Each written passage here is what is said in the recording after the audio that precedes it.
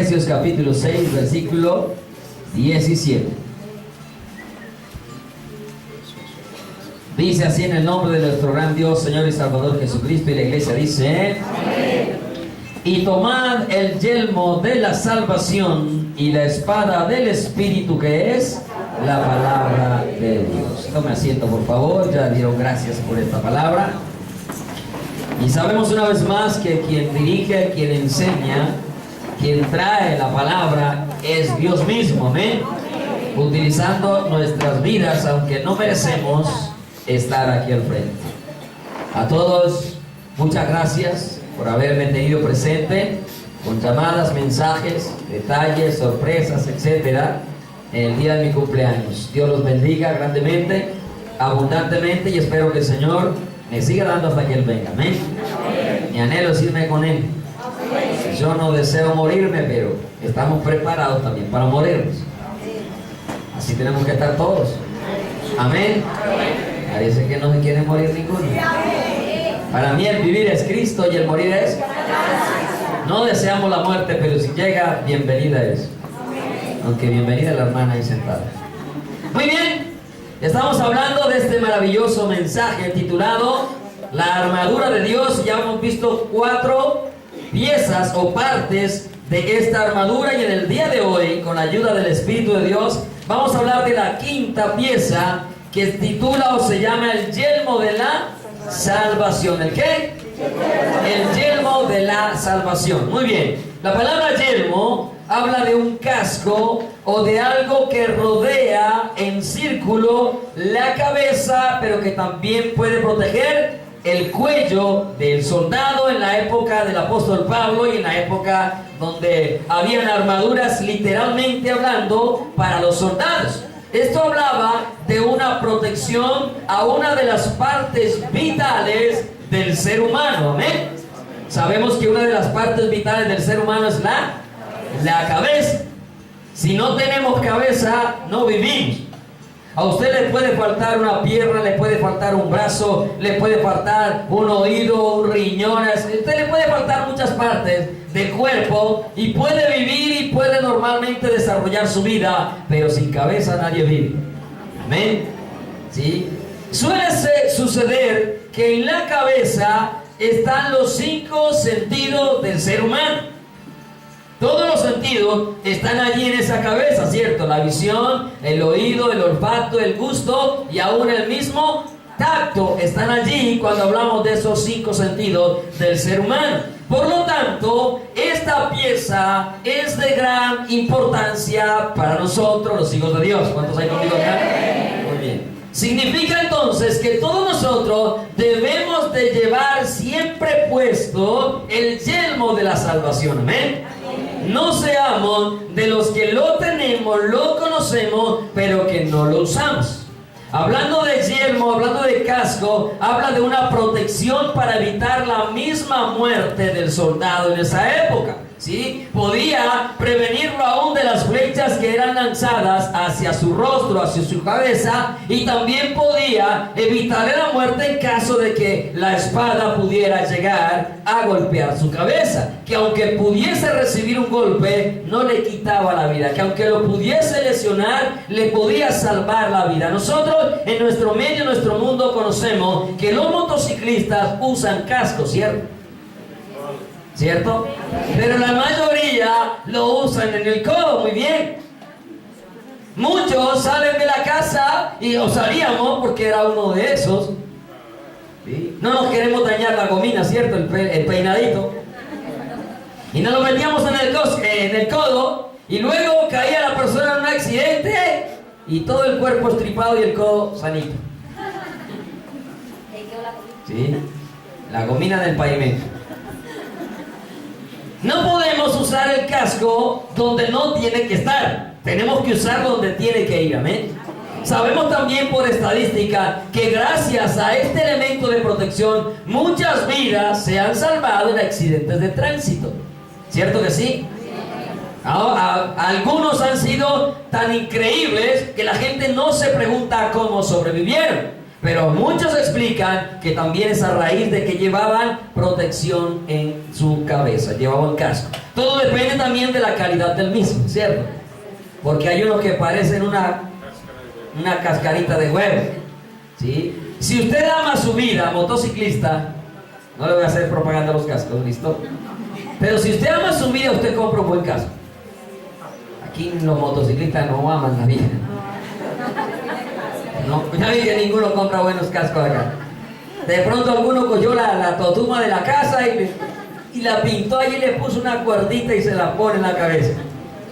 Si usted ama de verdad la vida física, al conducir motocicleta, compra un buen equipo de protección, ¿cierto que sí? Sí, un buen casco en este caso, ¿sí? Hablando entonces del casco, significa, una vez más le digo, que nuestras vidas espiritualmente deben de usar completa, por todo el tiempo, el yelmo de la salvación para poder tener protección para nuestra vida, en este caso, nuestra salvación. Amén. O sea que dependiendo de esta pieza también depende la salvación de nosotros. Si el motociclista lleva el casco en un accidente, mucha parte de ello depende de que su vida se salve, pero si no lo lleva, es muy probable que la persona pueda morir. Amén. Entonces, vamos a mirar a la luz de la palabra, ¿para qué nosotros, o por qué debemos llevar siempre puesto, diga conmigo, siempre puesto? Amén. El yelmo de la salvación, ¿sí? Y la misma palabra nos está dando la respuesta. Debemos de portarlo siempre para tener seguridad de mi salvación. Diga conmigo, para tener seguridad de mi salvación. Hay una pregunta que la hemos hecho muchas veces. Si ahora la muerte dice, me lo llevo, ¿a dónde iría su alma? Si a esta hora usted, Dios no lo quiera, o a mí, nos coge y nos da un infarto, ¡plum!, tiembla la tierra, nos cae el techo, qué sé yo, llega cualquier loco por ahí a dispararnos, cualquier musulmán se nos mete acá y nos vuela 1000 pedazos a todo. Si morimos, ¿a dónde iría nuestra alma? Es una pregunta que cada uno de nosotros se debe de responder. Si usted es de los que comienza a pensar, ¿será que al cielo? Yo creo que al cielo. No, a mí me parece que sí es al cielo. Si usted es de esos que todavía tiene interrogantes, tiene dudas a la hora de responderse esa pregunta, significa de que usted no mantiene puesto el yelmo de la salvación. Porque la convicción de todo hijo de Dios, amén, es que si morimos ya, al cielo vamos a parar ya, al instante. Así como el rico paró el instante en la condenación, el Hijo de Dios para el instante en la presencia de Dios, allá en el paraíso, pues, en el seno de Abraham. Amén. Esa convicción tiene que estar en todos nosotros. Si mantenemos puesto el yelmo de la salvación, podemos tener la confianza, la seguridad que dijo Pablo. Por eso ahorita hablaba de la muerte y como que dudamos a decir, si llega la muerte, que bienvenida es. Y de pronto la gente dice, ¿cómo así que bienvenida es? No, yo no me quiero morir, estoy muy joven. Hermano, por joven o por anciano, esta vida es un ratico, pero hay una eternidad que nunca acabará. Y yo quiero ir a esa eternidad. Yo quiero estar con mi Señor. Por eso Pablo se atrevió a decir, para mí el vivir es Cristo y el morir es ganancia. O sea, eso no lo expresa cualquiera. Eso lo dice una persona que está seguro de su salvación. Si muero, para el Señor muero. O sea, no hay duda en Pablo. Que mira que el que nos habla de la coraza de justicia es Pablo. Y Pablo dice en 2 ocasiones, para mí el vivir es Cristo y el morir es ganancia. Y si muero, para el Señor muero. Sea que vivamos o sea que muramos, somos del Señor. Eso lo hace una persona que realmente está convencido de su salvación. Pero cuando no estamos convencidos de la salvación, seguramente entramos con vueltas y con rodeos. Y por eso es cuando uno ve hermanos enfermos, con el respeto a los que están enfermos, y los ve enfermos y son aterrados. Ay, me voy a morir. Ay, ore por mí, que no me quieran. Ese hermano no está seguro de su salvación. Yo le pido por mí para que Dios me sane, no para que no me muera, porque yo debo estar listo para morir. Amén. Pidamos oración porque a mí no me gusta estar enfermo tampoco. Pero no porque, ay, es que me voy a morir, creo que me estoy muriendo. No, hermano, si nos estamos muriendo, gloria a Dios. Qué rico fuera para mí. Qué rico fuera que el Señor nos dijera, vea, ahí le pongo un cronómetro de descuento, tal día se va a morir. Delicioso. Pero como no sabemos el tiempo de descuento, como no sabemos a qué hora no morimos, entonces hay que tener puesto el yelmo de la salvación. Hay que tener la convicción, la seguridad. Voy a recordar algo que hace un tiempo nos ha sucedido acá. Nos sucedió en 2 ocasiones, con 2 personas diferentes. Estábamos en plena oración, y de pronto uno de los que estaba en la oración empezó como a asfixiarse, a perder el aire. Y esa persona se desesperó. ¡Ay, me voy a morir! ¡Ay, me estoy muriendo! Ay, hermano, no se da cuenta que esa persona está grave delante de Dios. Porque su desespero era tal que no estaba tranquila aún, porque yo aún en la enfermedad tengo que estar tranquilo. Porque yo debo estar seguro a quién le he creído y para dónde voy si me muero. Amén. Y aquí tocó sacarla, fue corriendo de acá para el hospital a esa persona. Pero sucedió el caso con otra hermana, que de hecho está aquí sentada. ¿Me permite decir su nombre? La hermana Graciela, que médicamente se murió. Muerte, ¿cómo es que es? Súbita. Y la diferencia entre aquella persona y la hermana Graciela me dejó mucho que pensar, y más me confirmaba que la hermana está totalmente preparada para morirse, y ella empezó a hacer así y no dijo ni mu. Y el hermano Enrique al lado. Y cuando nos acercamos y le tomo la mano a la hermana, la sentí fría y yo dije, se murió. Y si había otro hermano, le tomó el pulso y no se lo sintió. ¿Qué hicimos nosotros? Tampoco nos desesperamos. ¿Qué tenemos que hacer los hijos de Dios? Pues orar y clamarle a Dios que tenga misericordia. Cuando de pronto empezó a volver. Y todos tranquilos acá. Ya está preparado para la viudez el hermano Enrique. Hermano, pero así tenemos que vivir los hijos de Dios. Tenemos que vivir así, preparados para morirnos. Y si Dios nos vuelve a la vida, gloria a Dios. Y si nos lleva, mucho mejor es que, ¿para qué estamos viviendo? A ver, ¿para qué estamos viviendo? ¿Para irnos con Él? ¿O no? Pues para eso vivimos. Entonces el Señor dice, hoy voy por usted, no me lleve, no me lleve. No dice que quieres estar con Él, ¿por qué no? ¿Por qué le tienes tanto miedo a la muerte? No hay por qué temerle. Si morir es para ir a estar con el Pablo, digo, estar con Cristo es mucho mejor. Hermano, no hay que pagar arrendo, nada más le digo. EPM no va a llegar con una tijera, con unos alicates cuando te atrases.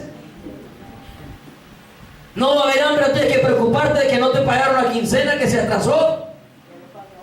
No hay que preocuparse. Tranquilidad, gozo, paz. No hay enfermedades, no hay nada de que preocuparnos. Entonces, ¿por qué nos aferramos tanto a esta vida?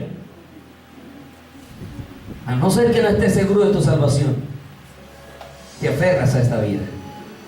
Pero si sabemos para dónde vamos, seguro que nos aferramos a ella. ¿Sí? Entonces yo debo de mantener puesto el yelmo de la salvación, precisamente para tener seguridad de mi salvación. Amén. La salvación es uno de los aspectos con los cuales los hijos de Dios debemos de vivir con tal convicción de que nada nos haga dudar de ello. Usted sabe que Satanás es el enemigo de nuestras almas, amén. Y él va a buscar de todas maneras formas, habidas y por haber, de que usted dude de su salvación. Y hay un aspecto en los cuales usted y yo podemos entrar a dudar de la salvación, y es cuando cometemos algún pecado. Cuando cometemos algún pecado, de una vez decimos, ay, estoy condenado. Mire, ojo, hablo para con los que son salvos de verdad. Amén. Amén. Ser salvo no implica de que no cometes pecado. Amén. Pero si eres salvo y cometes un pecado, te arrepientes de haber cometido el pecado. Porque nos duele haber pecado contra Dios. Amén. Y cuando yo sé el Dios que tengo, que no me paga aún conforme a mi pecado, sino que engrandece su misericordia, cuando yo conozco al Dios de gracia, de amor y favor, hermano, aunque usted haya fallado, usted se arrepintió, usted no tiene que dudar de su salvación. Usted tiene que seguir convencido de que es salvo, aunque sabe que tiene que recibir consecuencias por haber desobedecido a Dios. Amén. Pero tus faltas van a llevar a que tú estés dudando de que si eres salvo o no, a no ser que no seas realmente salvo y vivas jugando con Dios. ¿Sí me estoy haciendo entender? Si a la falta no puede hacerte dudar si realmente hay un arrepentimiento delante de Dios. Porque Dios lava, Dios limpia, Dios purifica. Y Dios, Jesucristo, no murió solo por los pecados que cometimos en el pasado, también por los que fuéramos a cometer después de haberle conocido. Y con esto no estamos autorizando a practicar el pecado, porque el que practica el pecado es del diablo. Amén. Pero tenemos que tener convicción de esa salvación, tomar el yelmo de la salvación. Amén. ¿Qué implica entonces ser salvo? Que simplemente no es, bueno, yo soy salvo y aquí estoy y ya voy a la iglesia, leo la Biblia, oro, ayuno, diezmo, ofrendo, visito, etcétera, etcétera, le doy a los pobres y ya estoy salvo. ¿Qué implica realmente ser salvo? Muchas cosas, ¿cierto? Pero vamos a hablar de tres simplemente, porque sé que el tiempo aquí no va a alcanzar para mucho. Y ser salvo implica de que en realidad, desde el fondo de mi corazón, yo he confesado que Jesús es el Señor. ¿Aló? Amén. Esa frase parece ser muy sencilla y simple, pero no es tan sencilla y tan simple. Porque cuando yo confieso que Jesús es el Señor, significa de que ya yo no gobierno mi vida, sino de que ese Señor gobierna mi vida. Significa de que ya yo no hago conforme a lo que quiero, sino conforme a lo que Él quiere. Amén. Significa de que no obedezco como a mí me parece, sino como realmente Dios dice que se debe de hacer. Porque confesar señorío es entregar mi voluntad a esa persona. Y en este caso a Jesucristo. Entregarle mi voluntad, mi decisión, entregarle mis acciones, mis pensamientos, toda mi vida, mi ser, espíritu, alma y cuerpo deben de ser para Él. Si en verdad hemos confesado que Jesús es el Señor, entonces implica de que yo realmente soy salvo. Por ello vamos a Romanos capítulo 10. Dice, ¿más qué dice? Cerca de ti está la palabra. ¿Dónde está la palabra? Usted no tiene que decir, ¿a dónde iré? ¿Cuántos tienen Biblia? Levanten la mano. Yo creo que todos, ¿cierto? Por lo general. Uno que otro no tendrá. Pero mire, cerca de ti está la palabra. ¿Dónde está? En tu boca y en tu corazón. Y dice el apóstol Pablo, esta es la palabra de fe que predicamos, que si confesares con tu boca que Jesús es ¿qué? Que Jesús es ¿qué? El Señor. Si confesares con tu boca que Jesús es el Señor. Aquí viene realmente la pregunta. Nuestros labios confiesan siempre que Jesús es el Señor, aun cuando por nuestros labios no salga el nombre de Jesús. ¿Aló? Porque es que hay veces que usted confiesa, yo soy cristiano, sí, yo soy seguidor de Jesús, pero sus acciones dicen lo contrario. Usted puede decir, sí, yo soy cristiano, pero a la media, a la hora, cuando te hizo enojar tu hermano, tu papá, tu mamá, tu hijo, tu jefe, tu compañero de trabajo, tu vecino, te salen unas palabras que miden kilómetros.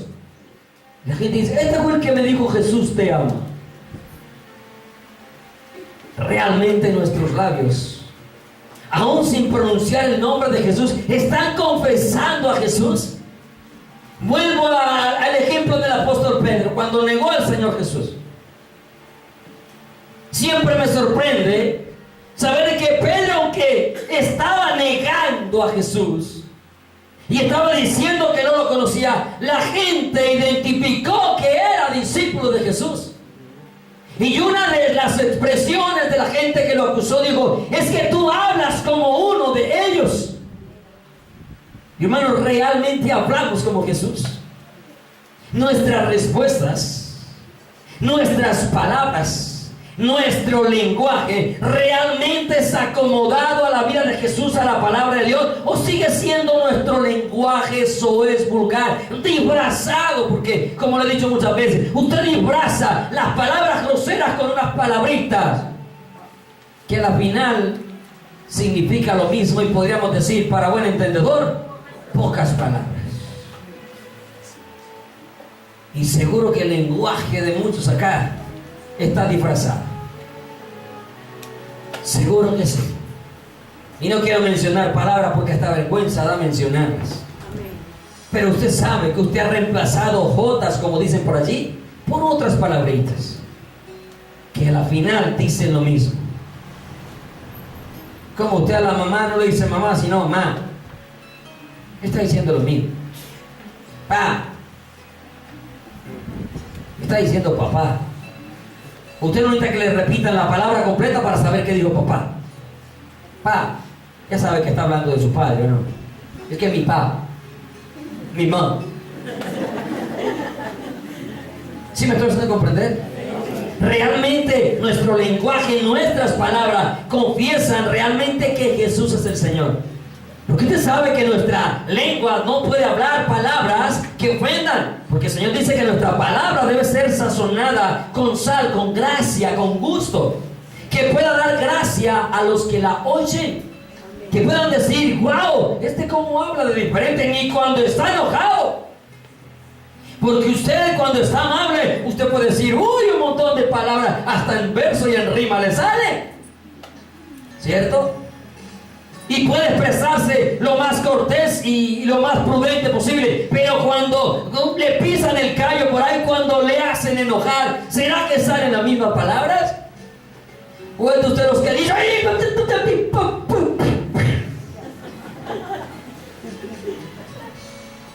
y por allá en la mitad del enojo se acordó que era evangélico? ¿Cómo reaccionamos? ¿Confesamos realmente con nuestros labios, con nuestra boca, que Jesús es el Señor? ¿Domina el Señor en nuestra vida? ¿O son nuestras palabras vulgares, hirientes, groseras? Porque deben de, aunque usted no diga yo soy cristiano, la gente debe notar que el lenguaje suyo y mío es diferente. Amén. Y ahora, cuando tengamos que expresar, cuando tengamos que manifestar que somos hijos de Dios, que somos cristianos, no nos debe dar vergüenza decirlo. Y vamos a mirar que algunos se avergüenzan de Jesús. Y esto todavía sucede hasta en cristianos, llamados cristianos pensionados en el Evangelio. Porque yo entiendo que usted, empezando a conocer de Dios, le dé pena decir que es cristiano. Claro, si yo también lo viví. Yo empezando a ir a la iglesia, cuando me decían hermano, ay, a mí me daba una cosa, yo no sé dónde. Pero porque en mí no había convicción todavía. No la había. Y cuando se burlaban de mí también me daba como pena. Pero cuando en mí hubo convicción, ya yo veo a los hermanos y le digo, ay, como hablo pasito, ¿cierto?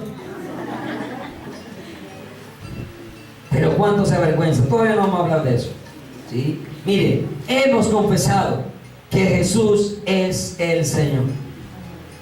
Lo confiesas donde quiera que vas.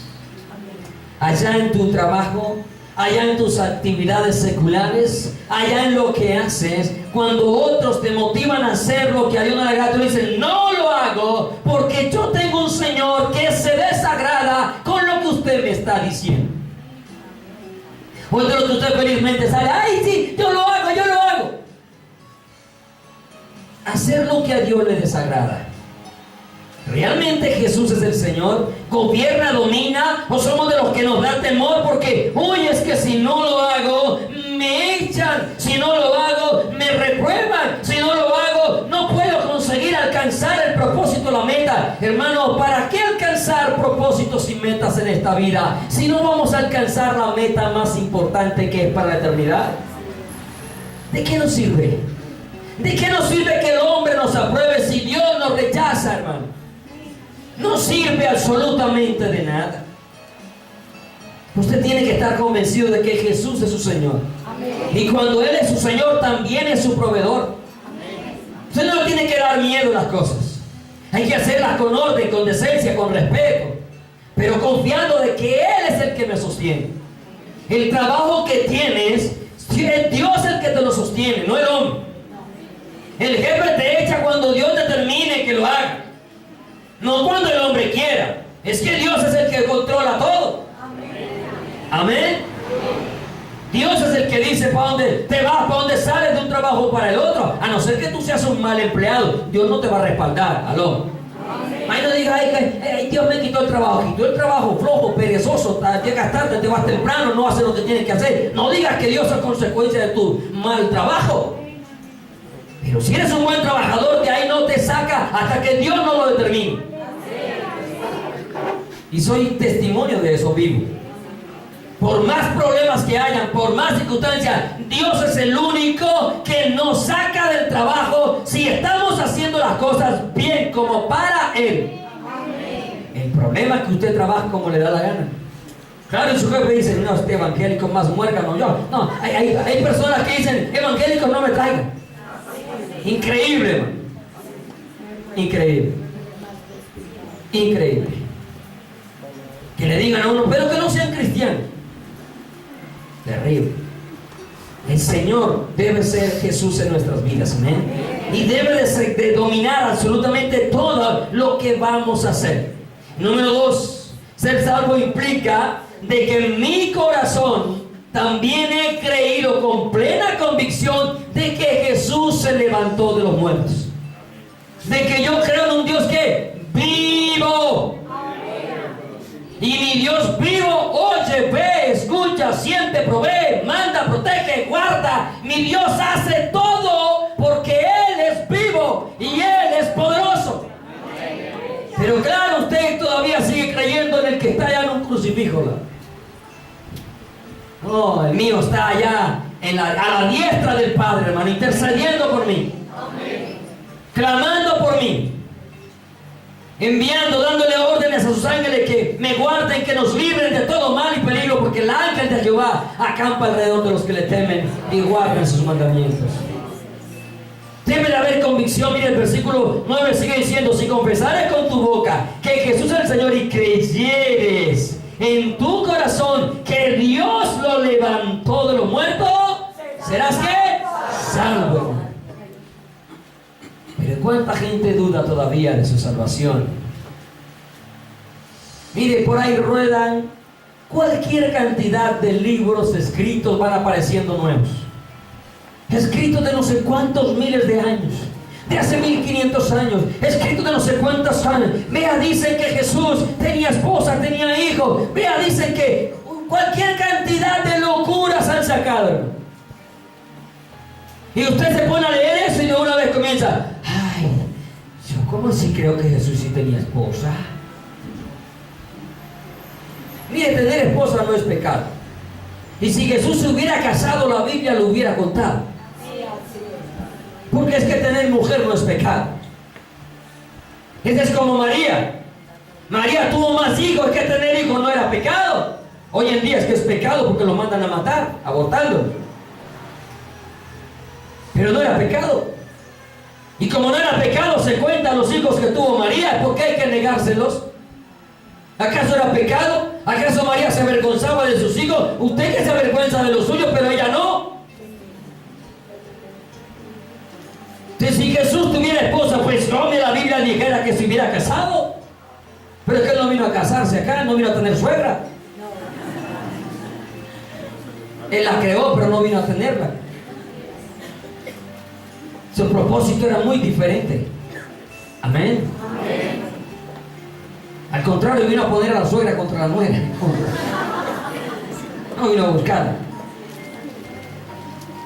Aquí amamos a las suegras, amén. Amén. Hay unas suegras que no les gusta que la mencionen, pues si no la menciono se duermen, ¿no? Y algunas me extrañan, otras no me aprecian, pero bueno, que viva la suegra. Mire, hace poco destaparon la tumba, supuestamente, porque eso lo controla el Vaticano, ¿no? donde fue sepultado Jesús. ¿Cuántas cosas se irán a inventar? Yo no lo sé. Pero ¿cuánto cristiano con lo que se inventa irá a tambalear? Hermano, yo no voy a tambalear. Desde hace casi 2000 años atrás se dijo: ¿por qué buscas entre los muertos al que vive? Cristo vive. Yo no sé si usted está convencido de eso. Pueden encontrar lo que les dé la gana, sudario, no sudario, trapo, lo que sea, hueso, no me importa. La Biblia dice: ¿por qué buscas entre los muertos al que vive? Porque Él se levantó. Aleluya. Y testigos sus apóstoles, testigos nosotros de que hemos tenido un encuentro con Él, con su Santo Espíritu. Y yo no voy a dudar, pero tiene que haber convicción en su corazón. Jesucristo no es Dios, es un ángel. Y ya comienzan a dudar: ay, un ángel. Si es un ángel, es creado, no creador. No hay convicción en el corazón de los cristianos, hermano. Y por eso su salvación tambalea. Por eso arrancan para una secta, para otra religión, para otra. Y usted lo ve de religión en religión, hermano. No tienen convicción. Si ahora dicen que Jesús significa caballo, entonces se van y buscan para otro lado donde no signifique caballo. ¿Por qué no tienen convicción, hermano? ¿Por qué no saben a quién le han creído? Y como dijo Pablo, yo sé a quién he creído.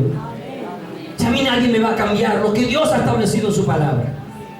A mí ningún aparecido ahora va a llegar a decirme que no es así. No, Señor. Yo estoy convencido de lo que es. Yo estoy convencido de que Dios controla su palabra, no es el hombre. Yo estoy convencido de que Jesucristo dijo: mis palabras son espíritu, son vida. El que haga estas cosas vive por ellas. Yo estoy convencido de eso. Yo no me voy a dejar mover de la salvación, hermano. Hay que afirmarse el yelmo en la cabeza, bien puesto, porque aquí está su mente, ¿oyó? Es su mente la que va a divagar. Es su mente la que va a desviarse. Son sus ojos los que se van a desviar. Son sus oídos los que se pueden apartar. Es su olfato, es su gusto el que lo puede hacer cambiar la fe que ahora tiene. Por eso es importante el yelmo de la salvación, porque todo su sentido está allí. Y hay que protegerlo, hay que cuidarlo. Y lo cuido con esta palabra, hermano. Nadie me va a sacar de acá de lo que esta bendita palabra me dice. Y que Dios ha permitido que llegue a nuestras manos. Porque Dios no es injusto, hay que estar convencido. Si confesares con tu boca que Jesús, creyeres en tu corazón que Dios levantó de los muertos, serás salvo. Porque con el corazón se cree para justicia, pero con la boca se confiesa para salvación. ¿Eres salvo? Amén. Eso debió haber retumbado.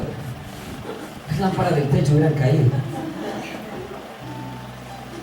Yo no sé si le gusta lo que le estoy diciendo, pero no vine a que le gustara, vine a que escuchara lo que Dios quería que hablara a su vida.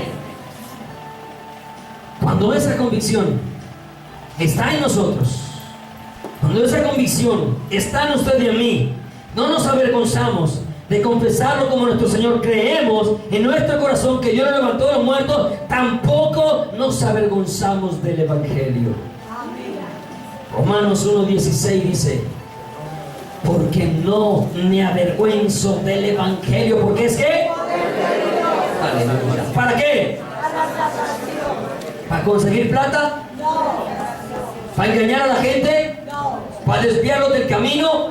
No. Para salvación, porque no me avergüenzo del Evangelio, y el Evangelio es Cristo Jesús. Porque es poder de Dios para salvación. ¿A quién? ¿A 3 o 4? ¿A los salvos siempre salvo? No, hermano, a todo aquel que cree. Al judío primeramente, y también ¿a quién? Al griego. En esos griegos estábamos usted y yo. Porque es lo mismo que decir al gentil. Tiene que haber convicción, hermano. ¿Se avergüenza usted de que sea cristiano? No. ¿Se avergüenza usted de que lo vean con una Biblia? No. Y por eso a toda es: me trae la Biblia, me trae la Biblia, me trae la Biblia, me guarda la Biblia. ¿Cierto que hay gente así? Sí. Es porque le da vergüenza cargar la Biblia. Hermano, si usted es cristiano, tiene su Biblia, cargue su Biblia con honor, hermano, con honra en la mano. No sea sinvergüenza. ¿No le daba vergüenza cargar una cerveza? no le da vergüenza cargar una media de aguardiente, no le da vergüenza cargar un cigarrillo, no le da vergüenza que lo viera en una esquina fumando marihuana, y ahora le da vergüenza cargar la Biblia, que lo limpió, que lo lavó a través de esta palabra. Porque con la palabra no somos lavados, somos limpiados. Vosotros estáis limpios con la palabra. ¿Por qué te da vergüenza? No tiene por qué darte vergüenza. Debe hacer parte de tu vida diaria. Debe hacer parte de tus útiles escolares, estudiante, universitario. Debe ser parte de tus útiles de trabajo, trabajador, empleado. ¿Por qué te da vergüenza de cargarla? Debe de abrirla en tus horarios de descanso, que los otros vean que están leyendo la palabra de Dios. ¿Pero por qué se avergüenza? Porque no hay convicción de salvación en sus vidas. Y les da pena, les da vergüenza. Yo sé que hay empresas que prohíben hablar de Dios. A mí también me lo prohibieron. Y una vez me pillaron. ¿Y usted por qué está hablando de Dios? Y a mí me prohibieron que hablara. No me prohibieron que respondiera. Y eso es muy diferente. A mí me estaban preguntando y yo estaba respondiendo. Yo no les voy a predicar, pero él me preguntó. Y eso es diferente. Pero tus tiempos de descanso son tuyos. Son de descanso, son tuyos. ¿Por qué en los tiempos de descanso y salen y se fuman cigarrillos afuera? ¿Y por qué no les dicen nada? Entonces hay igualdad. Tiene que haber igualdad de derechos en la empresa, ¿no? ¿Por qué te avergüenzas? El pretexto es: se me daña, compra una para trabajar y compra una para ir a la iglesia, pues. Siempre hay una excusa, siempre hay un pretexto. Ay, no, yo la cargo en el celular. Yo también. Pero el celular dice que eres hijo de Dios. No. La gente ve un celular y dice: ahí va un evangélico porque lleva un celular. No. Uy, pero si ven a la Biblia y dice el loco. Pero estos locos tienen un manicomio en el reino de los cielos. Esa es una aleluya. Y usted lo mira y dice: gloria a Dios. ¿Pero por qué no lo hace? Porque le da vergüenza. Se los va a encontrar, como dicho, se le encuentra uno en la calle. Dios te bendiga. Gracias. Se avergüenzan de Dios. ¿Por qué te avergüenza que tu hermano te diga Dios te bendiga? Respóndele: amén, Dios te bendiga también a ti. Hermano, Luis. Es un ejemplo, hermano.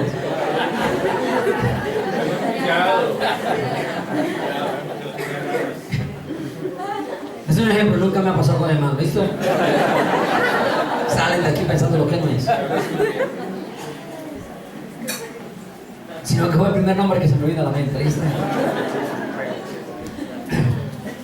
Pero ¿por qué te avergüenza llamar a tu hermano? En un supermercado, en un restaurante. ¿Por qué se avergüenza? Vas a comer a un restaurante y no oras en el restaurante. ¿Por qué te da vergüenza? ¿Por qué te da vergüenza decir: Señor, gracias por estos alimentos, por estos meseros, gracias? Bendícelos, purifícalo. Usted no sabe si ahí tienes un enemigo que te acabo de echar cianuro.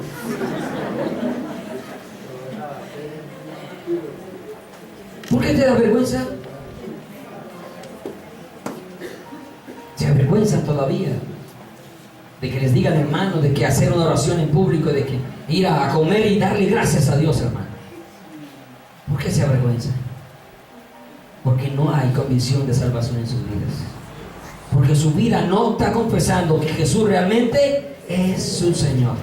Cuando hay esa convicción, hermano, nunca nos da vergüenza confesar al Señor delante de los hombres. Pero el negarlo puede traernos consecuencias muy tristes. Mateo capítulo 10, versículos 32 y 33 dice así: a cualquiera pues que me confiese delante de los hombres, yo también le confesaré delante de mi Padre que está en los cielos. Pero a cualquiera que me niegue delante de los hombres, yo también le negaré delante de mi Padre que está en los cielos. Mateo 10, 32 y 33. Hermano, yo no quiero salir avergonzado delante de Jesús. Señor, Señor, es que yo iba cada 8 días. ¿A dónde ibas a cada 8 días? No lo conozco. Porque te avergonzabas de él. A veces tus vecinos te avergüenzan, tu familia, tus amigos. Te da vergüenza que sepan que eres cristiano. Ay, no, es que se burlan de mí. Hermano, gloria a Dios que se burlen de nosotros. Gloria a Dios que se burlen de usted. A esos burlones un día se les quitará la burla si no se arrepienten. Se les acaba la risita. Se les acabará la risita. ¿Qué importa que se burle? ¿Qué importa que tu familia te quiera rechazar? ¿Qué importa? Confiesa que Jesús es el Señor. ¿Qué importa que tus amigos te digan que no te vuelvan a invitar? Si ese es el propósito, que se conviertan o que nunca más te vuelvan a invitar. Porque no hay más propósito. ¿Para qué amigos que me van a llevar al mundo? No, gracias, señores, hasta luego. Que mi vida tiene que confesar que Jesús es el Señor. O mis llamados amigos se convierten a Cristo o sencillamente se alejan. Porque nuestra vida tiene que hablar por todos lados de que Jesús es el Señor. La familia, los amigos, los vecinos. ¿Qué importa que nos aborrezcan, hermano? ¿Qué importa que nos echen la policía? Hay que seguir predicando a Jesús. Ellos nos echan la policía, nosotros oramos por ellos. Ellos nos maldicen, nosotros los bendecimos. Nos corren odio, nosotros les amamos. Nos insultan, nosotros somos formales, amables y les respondemos con respeto. Porque somos diferentes. Somos diferentes. ¿Y qué le hace que sigan echando a la policía? Ahí el policía llega y también escucha una palabra y quién sabe y se convierta más adelante. Ya estoy acostumbrado a que me la echen. No, eso no me preocupa. Pero nuestra vida tiene que seguir confesando que Jesucristo es el Señor. En San Juan capítulo 9 vemos que algunos, por miedo a los religiosos, fariseos, a los judíos, les daba miedo confesar que Jesús era el Mesías, era el Salvador. San Juan capítulo 9 versículo 22, ahí está hablando de que Jesús sanó a un ciego de nacimiento y nunca se había hecho tal cosa. Y empezaron a coger al ciego, a los padres del ciego, y a preguntarle por el que lo había sanado. Y dice el versículo 22, esto dijeron sus padres, porque tenían miedo de los judíos. ¿Tenían qué? Miedo de los judíos. ¿De qué tenían miedo? Por cuanto los judíos ya habían acordado que si alguno confesase que Jesús era el Mesías, fuera expulsado de la sinagoga. Por miedo no lo estaban confesando. Hermano, usted de pronto le da miedo que en el trabajo le digan, no hay más trabajo. A usted de pronto le da miedo que en el colegio le digan, aquí no puede estudiar. A usted le da miedo que de pronto a la universidad le digan, es que aquí no puede seguir así. ¿Será que usted le tiene miedo a un maestro, a un profesor? ¿Le tiene miedo a un jefe? Entonces usted prefiere obedecer a los hombres que antes que a Dios. Si usted es respetuoso, si usted es obediente a la palabra de Dios, créame que Dios nunca va a dejar avergonzado a sus hijos. Amén. Nunca. Por causa de mi Señor Jesús, me gané cualquier cantidad de problemas que usted no se imagina. Tengo una carpeta AZ así, vea, de este tamaño, llena de procedimientos policiales. Porque desde que conocí al Señor empecé a hacer lo recto delante de Dios. Y empecé obviamente a tener problemas con todos los oficiales. No hubo uno que no tuviera problemas. Con todos ellos. Hermano, y siempre me paré lo que dice la palabra de Dios. Me amenazaban, me injuriaban, me criticaban. Y yo parado en la palabra, me amenazaron con traslados, con cosas, con una cosa, con la otra. Y yo seguía creyendo a Dios porque yo sabía a quién le había creído y a quién le estaba trabajando. Amén. 3 oficiales pasaron por la estación, los 3 se fueron y yo permanecí. Amén. Y los 3 pasaron y este servidor permaneció. Amén. Y salí con la frente en alto, me di el lujo de retirarme yo.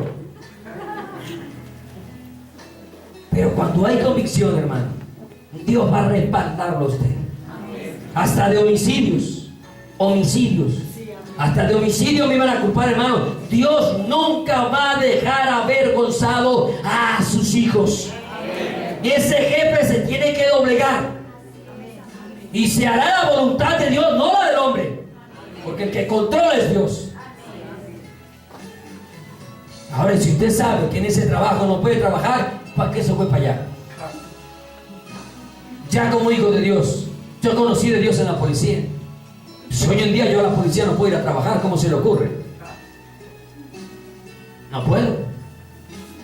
A no ser que me pongan a contestar un teléfono nomás. Pero en la calle no se puede. Para ganar problemas, ¿no? Gracias. Gracias a Dios hace 10 años salí. 9. San Juan 12, 42 y 43. Otro les da vergüenza porque aman la gloria de los hombres. Es que la economía, es que la estabilidad, es que esto, Hermano, una vez más te digo, ¿por qué atesoras para esta tierra? ¿Por qué quieres quedar bien con el hombre y quedar mal con Dios? Mire San Juan capítulo 12, 42 y 43. Sucede otros que niegan a Jesús, que no lo confiesan porque aman más la alabanza, la gloria, la exaltación, el reconocimiento de los hombres que el de Dios. Dice el versículo 42. Con todo eso, aún de los gobernantes, ¿quiénes? Oye, ¿gente de qué? De la Jai, altura. De los gobernantes tenían ¿qué? Poder. Tenían autoridad. Gente de los gobernantes. Muchos creyeron en él, pero a causa de los fariseos no lo confesaban para no ser expulsados de la sinagoga, porque amaban más la gloria de los hombres que la gloria de Dios. Hermano, qué tristeza que usted busque más la recompensa del hombre que la recompensa de Dios. Hermanos, si tenemos que salir, salimos. Pero eso sí, ojo, trabajando bien. Trabajando bien. No trabajando como a ti te da la gana, no, trabajando bien. Hay un contrato laboral que tú firmaste. Van a decir ahora que son desempleados todos. Y en ese contrato laboral hay unas funciones que hay que cumplir, unos horarios que hay que cumplir. Si lo haces bien, Dios te va a respaldar. Si cumples bien, Dios te va a respaldar. Y si sales de ahí es porque entonces sabes que ahí no tienes que estar. Porque estás desobedeciendo a Dios, desagradando a Dios. Y Dios te va a dar un trabajo en el cual tú puedas trabajarle a Él con tranquilidad. Cuando vi que no podía seguir trabajando ya, empecé a clamarle a Dios por un empleo que me permitiera trabajar para poder sostenerme, pero también que me pudiera agradarle a Él. Y ahí fue donde, por la gracia y misericordia de Dios, entré a una empresa que no se entra de cualquier manera y se llama Confama. Y no necesité rosca de nadie. Y aquí hay un compañero. Dios me entró allá de la manera que usted no se imagina, a ganarme mejor salario que el que me ganaba en la policía. Aunque usted no lo crea, me fue mejor en 2 años y medio en Confama que en 6 años y pico en la policía. Aunque usted no lo crea. Porque es que Dios respalda a sus hijos. Porque es que Dios respalda a sus hijos. Pero a los hijos que permanecemos firmes, con errores, claro, todavía los tengo, desafortunadamente para mí. Pero de que nos mantenemos firmes a la palabra de Dios, Dios nos va a respaldar. Y de Confama también salí, vea, con la frente en alto cuando ya tenía que dedicarme tiempo completo al Señor. Porque Dios es el que nos pone o nos quita de donde Él quiere hacer con nosotros. Si nosotros le somos fieles, hermanos, y siendo infieles, Él permanece fiel. Imagínese haciendo lo que a Dios le agrada. No busque la gloria de los hombres, amén. Ay, pastores, que es muy difícil. En medio donde vivo, donde trabajo, donde estudio, hermano, en todas partes es difícil. ¿No ven que no somos del mundo? ¿Y a dónde se trabaja? Pues en las empresas del mundo. ¿A dónde estudia? Pues en las universidades, colegios del mundo. En todos lados es difícil.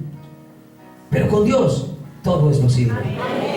Y si no, ¿para qué Filipenses 4:13 lo sabe?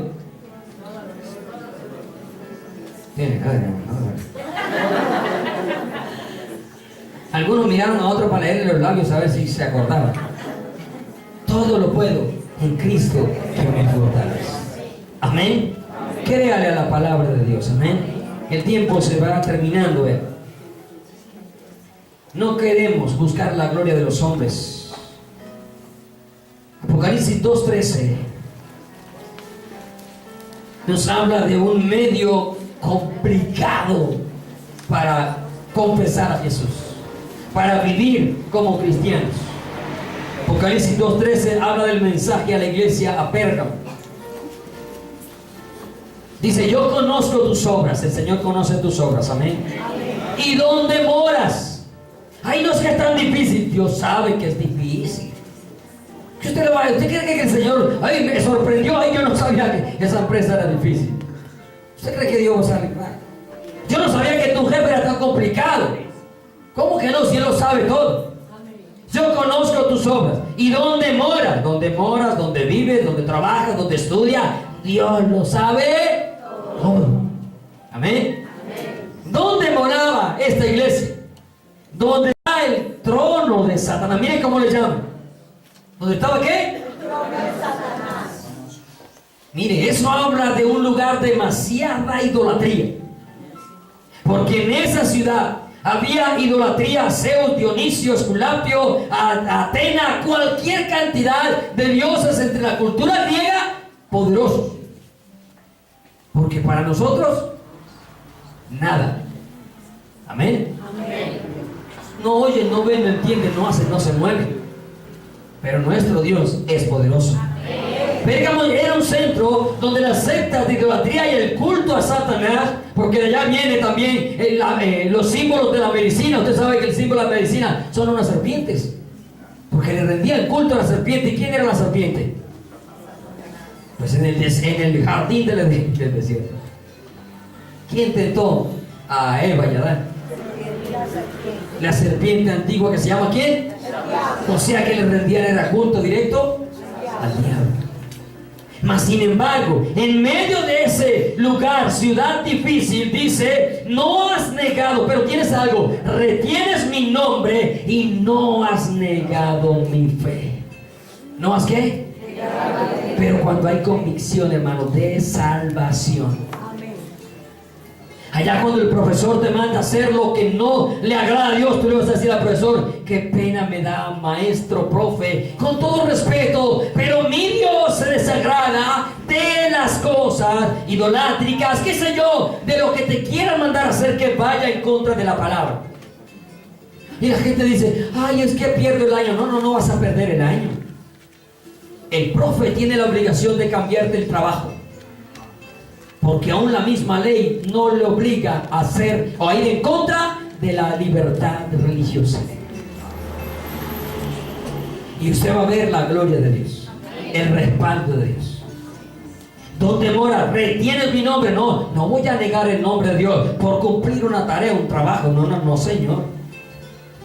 Con todo respeto, las cosas son así o no son así. Y con Dios es derecho. Amén. Y los trabajos, créanme que los trabajos, aunque en los trabajos hayan cosas que se mueven por oculto, eso lo hacen ellos por oculto. Pero el trabajador no está obligado a hacer lo que es oculto. Nunca. Usted podrá decir: pierdo el puesto, pero usted no está obligado a hacerlo. Y usted está obligado a obedecer a Dios. Pero sabe, la vergüenza que les da no los deja obedecer a Dios, porque usted parece que unos centavos le van a dar la vida eterna, cuando la vida eterna solo se la puede dar Dios. Dice que allí mi Antipas, mi testigo fiel, fue muerto entre vosotros. ¿Donde mora quién? Hermano, a este hombre no le importó dar la vida. Poco se sabe de Antipas. Algunos dicen que Antipas llegó a un coliseo donde la gente, cuando llegaba el César, todo el mundo tenía que arrodillarse. Y el que no se arrodillaba estaba en contra del César y por tanto a la muerte iba. Dice que llegó el César y todo el mundo se arrodilló y Antipas quedó de pie. Y la gente le decía: oye, ¿no sabes que el que no se arrodilla va en contra del César? Y él le dijo: si eso implica ir en contra del César, ay, todo el mundo va en contra tuya. Y digo: pues si eso implica que todo el mundo va en contra de mí, entonces yo voy en contra de todo el mundo. Pero porque Dios prohíbe que ante los hombres nos inclinemos. Amigo católico, ¿me escuchaste? Ahorita viene acá el Papa. Tristemente tiene que venir a Colombia a gastarse la plata que los pobres deberían recibir. Y todo el mundo corre a besarle el anillo y a doblarse ya frente a un hombre perverso, con el debido respeto a su persona, pero perverso. Con tanto cura pedófilo y no mandarlos a la cárcel es una perversidad. Porque el pecado, la consecuencia, el delito, hablemos pues del delito, debería ser castigado y debería ser condenado. Pero ni para eso sirve, perdónenme el término. No es fácil, pero Dios está con nosotros, amén. Y aunque tengamos que dar la vida, hermanos, estemos dispuestos a dar la vida, amén. Hoy no es ajeno a lo que estamos hablando, porque a través de este momento, o antes de llegar a la salvación, se celebró este momento de la Pascua, de la cena, la institución de la cena, que iba a traer ¿qué? Salvación a nuestras vidas. Solo hablé de un aspecto, y hasta aquí lo vamos a dejar por el día de hoy. Pero nuestra vida debe tener plena convicción de que somos salvos, amén. Sus ojos tienen que ver por Jesús, sus oídos tienen que escuchar por Él, sus labios tienen que hablar de Él, amén.